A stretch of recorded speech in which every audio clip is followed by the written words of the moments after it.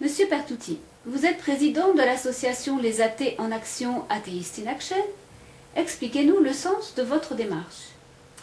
Savez-vous que d'après les livres dits saints, vous devez vous taire et être soumise si vous êtes une femme? La Bible, Nouveau Testament, première épître à Timothée, chapitre 2. Pendant l'instruction, la femme doit garder le silence en toute soumission. Je ne permets pas à la femme d'enseigner ni de faire la loi à l'homme, qu'elle garde le silence. Vous devez également, selon la Bible, mourir si vous êtes homosexuel. La Bible, Ancien Testament, le Lévitique, chapitre 20. L'homme qui couche avec un homme, comme on couche avec une femme, c'est une abomination qu'ils ont tous deux commise. Ils devront mourir, leur sang retombera sur eux. Et pour finir, un appel au crime, stipulé dans le Coran, sourate 9, quand les mois sacrés seront expirés, tuez les infidèles quelque part que vous les trouviez. Ces propos vous choquent, vous interpellent, nous aussi. C'est pour cela que nous avons décidé de lancer une action juridique à l'encontre de la Bible et du Coran, de leurs éditeurs plus exactement. Vous voulez interdire ces livres?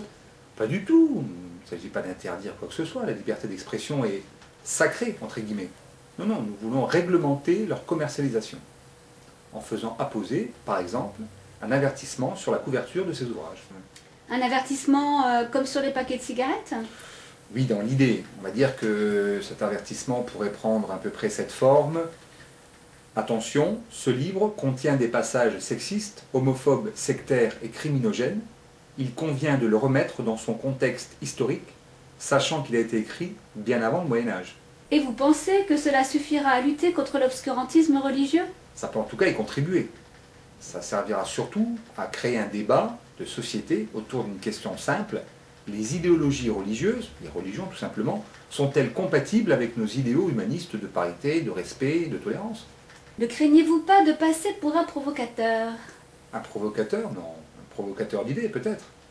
D'ailleurs, nous allons contacter l'ensemble des représentants des cultes en France afin de dialoguer, échanger avec eux autour de ce non-sens idéologique, juridique, politique, démocratique qui consiste à établir des lois afin de lutter contre des choses abjectes telles que l'homophobie, le sexisme, et en même temps sacraliser des livres qui sont remplis de propos visiblement hors la loi.